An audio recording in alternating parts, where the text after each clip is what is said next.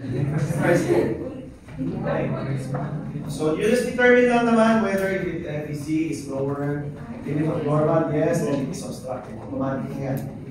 No, consider whether it's restrictive or not. What I said, the FED1 is the one that will determine whether it is severe or mild severe, the severity of the obstruction.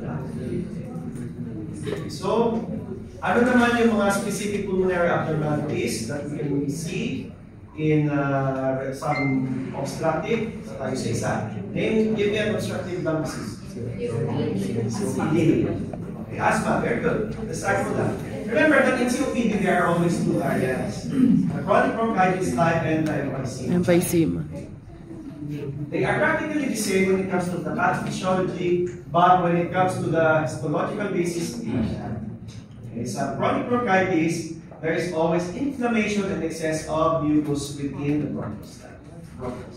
Unlike in emphysema, the histology, the pathology lies within the alveoli itself. Okay? Kaya mas mababa, mas maliit ang surface area. So, ano ba ang nickname nila for those with chronic bronchitis and emphysema? Blue bloaters and pink puffer. Pink puffer. Okay. Why are they called pink puffers? Because they are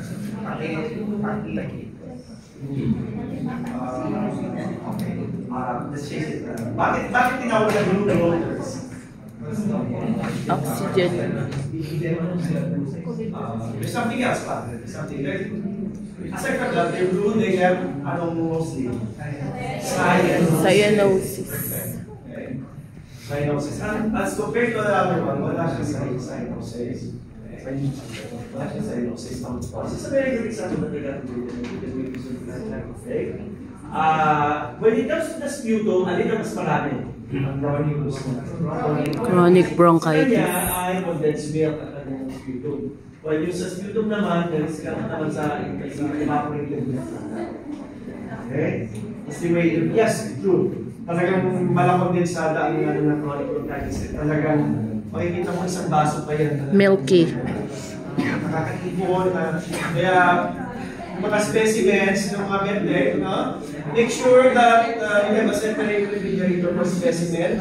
Kapag yung sputum specimen na chronic bronchitis ay may ilagay sa isang container ng condensed milk. By mistake at ilagay yung sa refrigerator.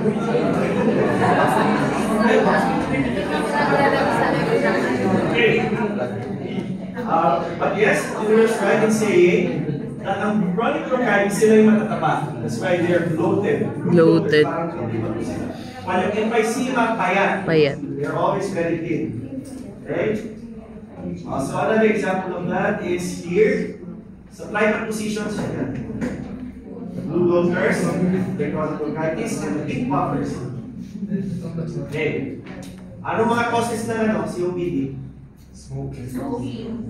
Ano ba? Alpha-1 antitrypsin deficiency. Yeah, but that's for the for the genetic type naman. What I'm at is the acquired. Sa kanya sa medicine mo. Yung mga mahilig gumamit ng panggatong. Yung mga firewood. Those who love using firewood already are prone to develop COPD as well. Okay? So what happens now, the pathophysiology, there is loss of elastic recoil, so hindi bumabalik yung pagbubulan because of air gravity.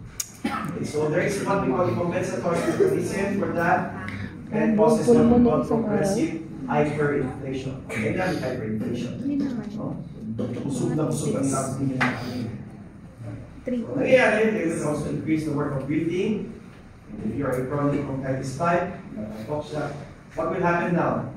There will be development of what we call pulmonary hypertension and cor pulmonale is actually a right-sided heart problem and heart failure because it's a secondary heart failure because of an underlying lung disease.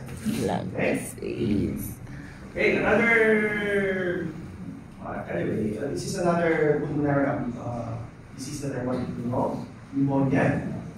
Problem naman with pneumonia is that alveoli are filled with exudates, fluids, and inflammatory cells caused by what specific type of bacteria mostly? The most common? The lower nose. Staphylococcus. No need to know that yet, but it's less to know that. So how do you get, how does one get pneumonia?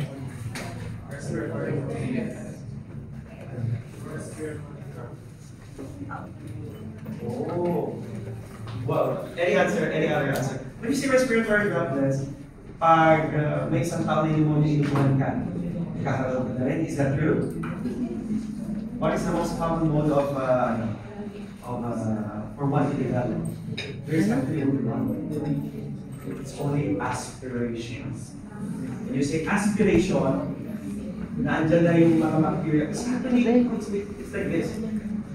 Your bacteria sometimes not are even pathogenic or non-pathogenic that are inside your system na kaya naman yan labanan ng bibig mo. Nakakaroon na kasi pumapasok Sinadya mo. inside your body. And then they start to go inside. That's the reason why you start to get like. Okay? So never, tinatanong nila, how about the No. Okay? Remember, it's actually a reason why sabi, bumagsak ang resistensya ng isang tao, lalo-lalo din kami ang respiratory gland, na lagyan niya ng any form of bacteria, whether it's normal or not, what is it? Okay? Okay, so what happens now? There's a reduced surface area for gas exchange dahil filled na yung alveoli with exudates, fluid, and there's now an altered ventilation perfusion ratio together with systemic hypoxia. This is just what it looks like. Alveoli is full of it. And what do we hear during auscultation? Here. Freckles. So an example, para marinig nyo, just get your hair, that's the way you rub your hair together. That's the way that, the sound that's being created is the sound that you're going to hear. Oh, your freckles. Okay, just for having view, nagkakaroon tayo ng ventilation perfusion mismatching. So, let's do this. Oh, I thought this is an osmosis. Pneumonia daw. Kapag inano mo yung hair mo, yun yung tunog. Who among you are familiar with the term atelectasis? Yes. What is atelectasis? Collapse. Okay, this could be because of Obstruction. Okay, which could be because of ear blockage, mucous tumor or foreign body, or it could be surfactant deficiency kaya sa mga babies, premature, preterm, you can highly membrane disease in the womb.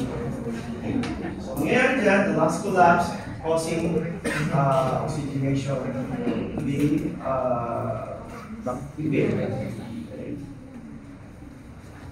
What do we have to do with this? We have to reverse it, right?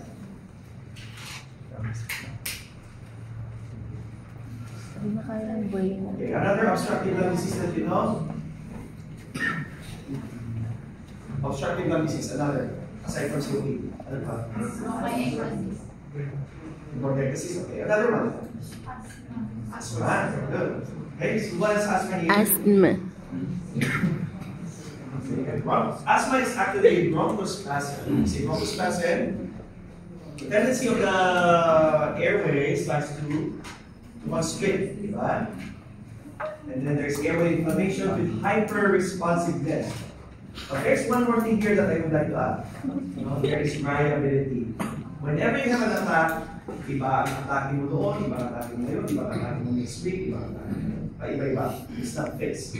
Okay, there is variability. Bench. Mamaya, okay na naman, mamaya, meron. Alam mo wala ka ng asthma pero meron pa rin. Trisha. And usually, this is because of nasal activation or indicator releases such as histamine and release. Nasa YouTube ko kayo. How many are pharmacists here? Jade po. Si Ida po. So you're familiar with the first one? Sino pa? Hayward. Hayward. Okay, so ano mga presentations niya? Decreasing dyspnea and prolonged expiration. What is decreased here is the FRC and the residual. What is decreased is the FRC and the residual. Si Mark. Ano naman ang decrease? Mark. Ano namang mga volumes or capacities that are decreasing in asthma? Ano? Expiratory volume. Okay. Alam natin na increase ang RV. Kasi nga, because of air traffic. Okay, so this is what it looks like in cross-section. So this is normally their airway. So nakikita niya yan, those are your normal smooth muscles. Okay. Ang nangyayari, in attacks, or hyper responsive to escape, they contract. So what you need to do is to make sure na luluwag ulit ito. Kaya meron kayong magandang musical sounds which we call pieces. Yeah. What we need to do is to give a medication that's going to relax this one and to decrease the caliber of this. Okay? So, ang mga gamot na yun ay ayaw mo mabentatuan. Alis natin, kagaya na sa betamol, yung mga pentyl. Bentonil na yan ang mag-reverse. The hallmark also of asthma is yung tinatawag natin reversibility.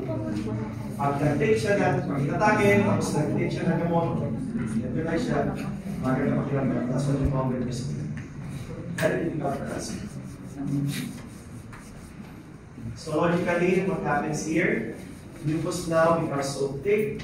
There is inflammation within the organs, and mga macrophages, mga mast cells. Okay, I'm going to show you an X-ray here, and I'd like you to tell me or describe me what you see. After that, okay. Oh.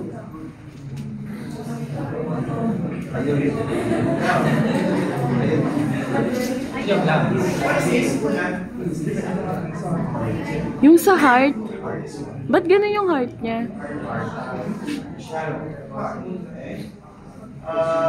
Over here. As you can see, diba yung team, meron ka nakikita na parang hypodense area dito, mas darker, mas compared to this. What is this? The trachea. And then I think you can see the bifurcation point. This is on the right hand on your right. And then over there is the left. Ano na, nakikita yung abnormal cell. Ba't ganun yung aorta niya? Parang ang laki. Parang hindi na makita.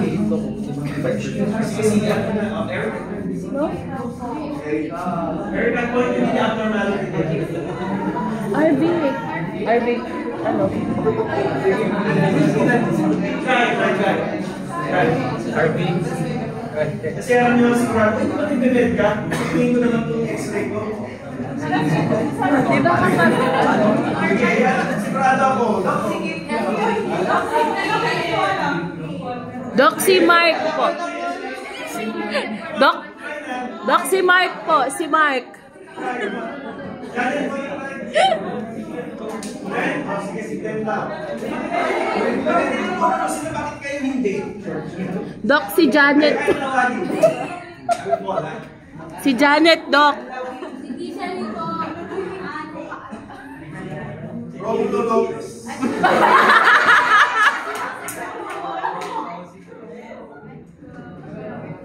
Grabe yung... Marisa Martinez. Ala!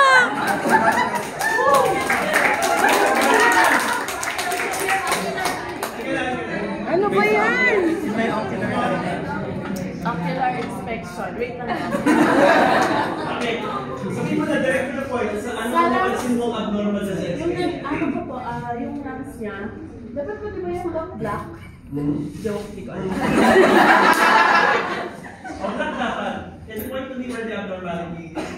Yung sa lungs niya, Dok, parang mas marami po yung white. Saan? Sa lungs.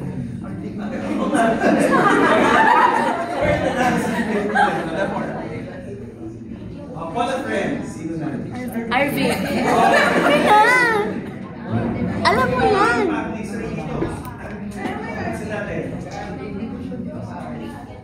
Si Bench na lang. Kasi parang Malaki yung ano ano lang niya, to, diba? parang may Yung mata aorta. parang taas. Ay! Bakit saan yung mata? Ay, sa taas? Pansin mo ba? Ay, hindi nga yung Gago ako pa yung natawag, Marlon. Yan. Ay! May lateral siya namin. Ito kasi ito, may something na kakaiba dito. Hindi, may sa left side ng ano daw is hindi wala dito sa right. Oo. Kaya Hey. isa siguro po problem. What have you noticed for this? Sige, you sit down. Okay. What have you noticed? Meron siya, there's a shape over here, right? You notice that normally, you don't take an exercise like this. Yung mga maliliit na iyan mo sa your lung markings, Okay. over there, you look at the, yung symmetry niya. Meron this is okay. I'll show another one, ha? Makakaya na sila. Okay, because what really things abnormality here. Here, have you noticed it? Yes. Yes. As compared to this, mas siya, no? This one is as physical space. TV. What about this one? Yeah, may akin na. Mas darker siya. Oo, di ba? And then this one, as compared to this, sa mas malinis. Pag sinabi malinis, mas superior ito. Yung left. As compared to this, mas marami siyang puti. Oh, di ba? Okay? What have you noticed here in this, these three X-rays, yung location niya? They are all on the upper lobes, on the upper portions of the lung. Apex. This one here, this one over here, and this one over here.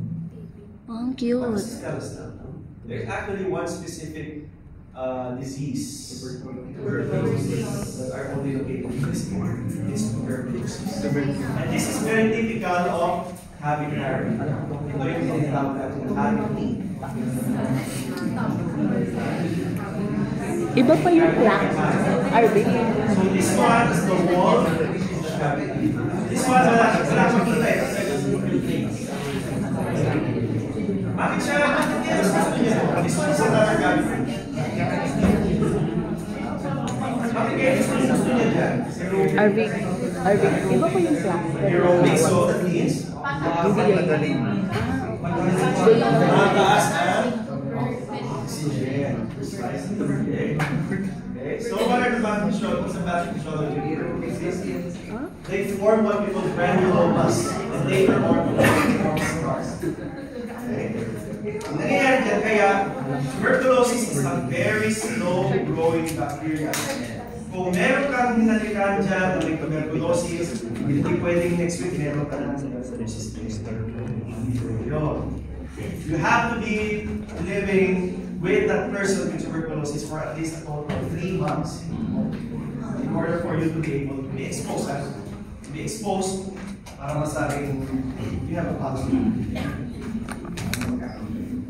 Okay. So what happens here? There goes the spread and cavitation, especially in advanced stages. So yung mga natito natin, those are already advanced stages. We also have some reduced compliance and reducing capacity or sometimes impaired ventilation perfusion matching. So yung sinabi dito na granuloma perfusion, yan. So granuloma, napakaraming mga cells niya. So here are the TB bacilli. Tapos mamaya may mga pupunta mga set of myocarditis over there. Susubukan nila yung pamunin. Hindi pa rin kaya because others will come up there. Branches, and the others will continue cells and so forth. It will now form You know. Hindi pa din. if you go to pathology, pag inopen nyo yan, it's a cheesy material. Hindi na yan mawawala. Okay? Yung plaque. So another look at the granuloma. Parang So this is your pathology section of it. Hindi nyo makita but these are all clusters of macrophages. You say, what is the main cell that is involved is mainly macrophages. macrophages. Tapos may mga necrotic tissues na yan, kakapag na yan natatapan. And kahit na sabihin mong nagamot ka na, kaya it takes very, very long to treat tuberculosis. How many months? 6 2 months. months for the intensive phase, 4 months for the for the maintenance phase. Kaya napakatagal because you have to get to the water and everything. Okay, now, kahit na gumaling ka na, tapos na gumaling ang TV, okay, magpapalaki ng your x-ray. So, sometimes we also have developed what we call this. Phytothorax at the so you can see that ito, trachea towards the area which is very difficult. Buhay pa ba yan? Okay. May scars pa siya dito. Kawawa naman. What happened here? Pagtituloy kasi. Pagtituloy kasi yan because so nagkakaroon na. Grabe siguro breathing here. Okay, punta naman tayo sa hypoxia and oxygen therapy. There are different classes and classifications for hypoxia. We have extrinsic, pulmonary, circulatory, and cellular. We say extrinsic, it is because of the atmosphere, kung nagkakaroon ng oxygen. We have also what we say pulmonary, there is air, ventilation, diffusion, this much. At circulatory, ang mga causes ng anemia, shots, or inadequate cardiac output, gaya ng mga shock. And cellular, pag nagsisepsis na, nagkakaroon na ng acidosis, sensory inhibition, or silent sometimes. What will happen for people who are having acute hypoxia? Bakit?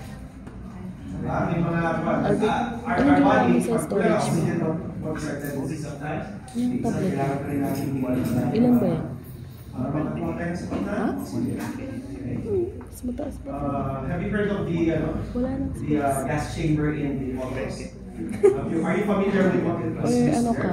May G-drive kang gamit. Or sa Holocaust? Or sa video? Gas, yung gas chamber sa mga Jews. Right? Starts with the CI. Pero there are Oxygen therapy. Tapos pinapasok na rin natin, easily dissolve and then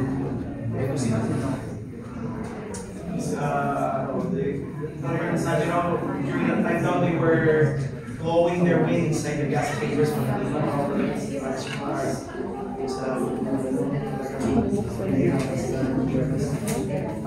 aside from that, also, always remember that pag magbagsak ang oxygen, what will happen to your mental state?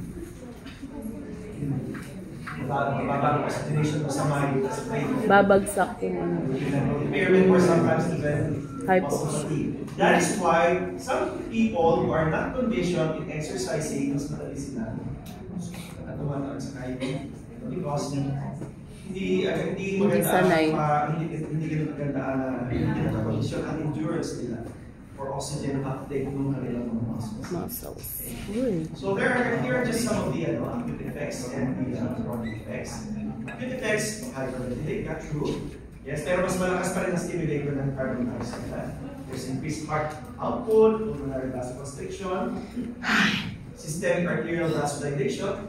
Why? Kailangan mas maraming oxygen na yung i-unload niya. And of course, relaxation of the ductus arteriosus. Usually that way. The chronic effects is that there is also activation of the glucose metabolism and transport kasi naghahanap na siya ng ibang ways para makakuha ng energy. Erythropoiesis. Okay? Kaya di ba yung people who are chronically anemic, ang kanilang kidneys are going to produce erythropoietin. We also have what we call angiogenesis or formation of new blood vessels together with neovascularization. There is tissue hypertrophy and remodeling. That is why di ba sa mga tao ng MI, heart attack, since wala na oxygen yung area na yun, there is now what we call remodeling and production of vascular tissue. Okay. So what do we do? What do we give? Okay, oxygen. What are your delivery methods for oxygen? We have TENS, masks, nasal cannulas. So these are just some of the different oxygen delivery systems. Hindi pwede ito ang ibigay yung isang mas higher ibigay. Remember that as you go to different types of oxygen delivery systems, they all have different flows of oxygen that are required for certain types of diseases. The high flow nasal cannula, if I remember the first time I used this just in COVID patients. Di pa ako siya gumagamit. Non-air breather, o ito, Venturi mask will make use sa mga COPD patients. So, just to show you some of the oxygen delivery system, ito ang kanyang binibigay o dinideliver ng oxygen. For 1 to 6, di ba, may nakikita nyo meron doon sa oxygen 1, 2, 3, 4, 5. Those are the oxygen flows. These are the percent of oxygen that they deliver. So remember, what is the atmospheric FiO2? 21%. Okay? Magdagdagay ka na, 1 liter, 4, kasi kung higher, 40%. Kung lalagpas ka na ng 6 or 5 or 6 liters, dapat hindi na nasal cannula. You cannot go above higher than above 6 liters to be able to, mababa pa rin ang oxygen ng pasyente, huwag na, masakit ka sa ilo. So what you have to do is to give face mask. So the patient of face mask kasi tumataas na rin yung oxygen concentration. Yan. Okay. Those who want naman, pwede nyo rin gamitan ng face tent, Venturi mask can be as high as 24 to 50%. Non-air breather mask, kahit ito yung merong bag sa dulo, can give as high as up to 90%. And then yung high flow nasal cannula can reach up to 100%. Okay? I want intubate or ventilate or ventilator. Okay, so what happens now sometimes kung kulang ang oxygen sa dadala ng hemoglobin? What happens to the color of your skin? Cyanosis. Usually, the mechanism for cyanosis, the oxygenated hemoglobin exceeds 5 grams per liter. Uy, nabasa ko yan. Ano And yun? madalas yan, mas madalas na, we try to consider those people, are they more prone to develop mga anemia and polycythemia. People with polycythemia has more prone to have cyanosis. So, just nice to do. What is hypercapnia again? Okay, so the causes and mechanisms are due to either a hypoventilation or a circulatory failure. Okay, so they are rare in diffusion impairments due to high carbon dioxide visibility. Sometimes hindi maganda ang paghinga ng isang tao, pwede maging hypercapnia. They can become lethargic or comatose, like what I said on my patient a while ago. Okay, High carbon dioxide ang hypercapnia. So the present cardinal respiratory rate, very, very high level stuff. You can see it. Next. What is the pathophysiology of the spinal respiratory failures? Okay, so the lungs, the problem here is hypoxic. Pag sinabi ang pathophilitis, this is the review. It's a pulmonary failure, pag-apa ang PO2, it's a hypoxic respiratory failure. So what is the best way to treat this? Manage this, giving oxygen. Ayan. The respiratory pump, the problem now lies within the pumping mechanism of the lungs in order to bring out carbon dioxide or to bring in oxygen as well. So it will produce the hypercapnic respiratory. Okay, so hypercapnia will mean an increase in KCO2, and then ang nangyari dyan, here's again your beautiful equation here. Okay. Increasing that will increase the PCO2, will stimulate alveolar ventilation to peripheral receptors. I'm sorry, but offer policy that can do this. So what are the causes of hypercapnia? Are the following. Most likely they are mostly because of a problem of a person who is unable to breathe properly. Dyspnea. What is dyspnea? Difficulty. Discomfort. Okay, sometimes it could be psychological or physiological. Difficulty Mahirap breathing. yung psychological. Sinasabi niya mahirap siya maghinga, pero pati normal na po. They could either be caused by hypercapnia or hypoxia, and also by increased morbidity, thus causing increased morbidity and airway resistance. Okay, so what do we do pag may mga dyspnea? Mababa oxygen, mataas ang carbon dioxide, sa tawag, what we do, hindi natin nila kaya i-manage. What we do now is to put them on Artificial. or respiration. So, we give them, we either give something that is going to help them breathe without too much effort on their part, or we're going to give them something like put them inside a tank, you know? We i-use this as much as possible, lalo sa mga nagigising, dahil hindi kasi lang kayo na maayos. Okay? Those are the times, the days when we were using this kind of mechanical ventilator. We call this the iron lung. Patay niya. Pero matagal na siyang nandyan. No? So what happens here is a negative pressure. It helps, the negative pressure helps the chest wall to expand and go back. So it sucks the lungs para mahalina siya. Kawawa naman yun. So tagalin mo lang siya dyan. Wala na. So what is the ventilator unit do? Okay, so the ventilator gives a sufficient amount of oxygen towards the lungs, and it exhales to another port para i-record it. It records what is happening to the patient. It also records what it must give to the patient, and it also records what else is happening inside the patient as well. So again, just for a few slides, I just like to give you some physiological principles of the ventilation. So remember, very important ang mga mechanics. That's why importante talaga ninyo malaman kung memorize ang mga lung volumes, capacities, and pressure. Kasi doon yung ibibigay yung kailangan ng pasyente na kailangan volume. Diba? What is the normal respiratory rate? 12, yes, okay. 12 to 20. Okay. Tapos, kailangan mo rin you have to put input mo rin ang inspiratory and expiratory pressures. Kailangan meron papasok na sapat amount ng hangin na ibibigay at saka yung dapat na ilabas. You also have to make sure that there is enough compliance and resistance. Kasi kung alam mo na sobrang distended na ang lungs ng COPD, lalagyan mo pa ba ng napakataas na pressure? Kasi hindi na. And of course, you also have to make sure that you know how to reduce the work of breathing. Para kahit paano, yung pasyente humihinga ng mechanical ventilator, hindi na niya lalabanan. So, sabihin mo, karnado lang po, kasi meron ng hihinga para sa'yo. Also have to take note that you have to give adequate gas exchange. Kailangan sapat din ang pasok ng oxygen at paglabas, at sapat din ang paglabas ng carbon dioxide. Meron iba dyan yung ventilators naka-adjust na normal levels.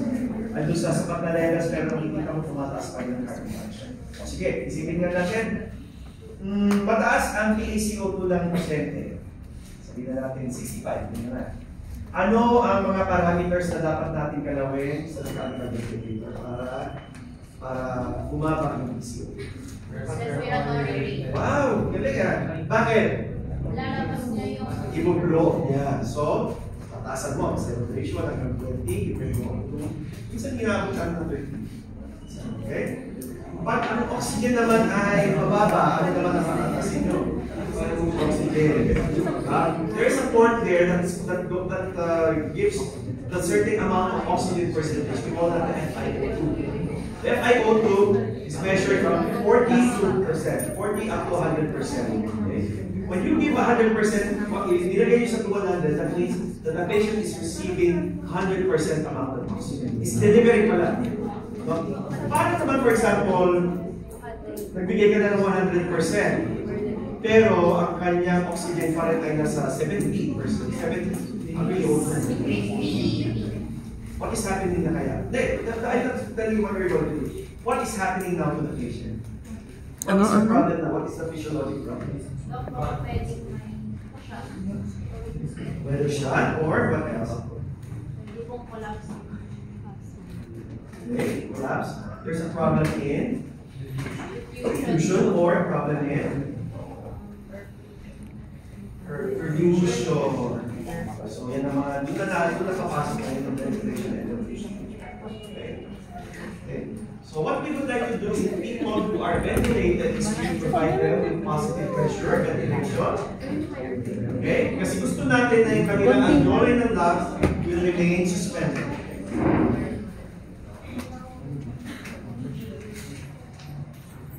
Lipat na ako. So this is the alveoli. We want to make sure that there is enough oxygen Oxygen entering into the lungs. Okay, that's what mechanical ventilation does. For it to be able to continue with the ayos yung kanyang solution dito. Okay? After that, we also have to make sure that every time na nag-exhale ang pasyente through the ventilator, dapat it's not going to collapse as well. So we have to put a certain amount of pressure here in order for that to remain open or suspended. Okay?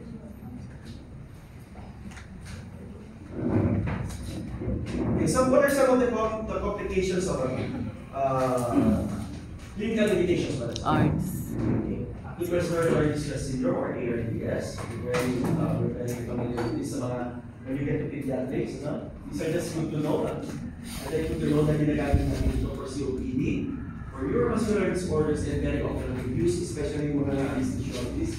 Pag mga gusto na patulogin ng pasyente nila, that's what we're doing. Okay? What about when it comes to complications naman? Sobra masyado ang binigay na pressure. We have what we call yung ventilated associated lung injury of the body. Barotrauma is caused by excessive pressure. Volume trauma to excessive tidal volume. So remember, you have to also give the sapat na tidal volume for every type of weight application. Okay? Kung maliit ang pasyente, hindi magbigay ng tidal volume na more than 600, 700. Di ba ano bang normal tidal volume lang? And we also have what we call atelectrauma, because of repeated opening and closing of the alveoli na ganyan.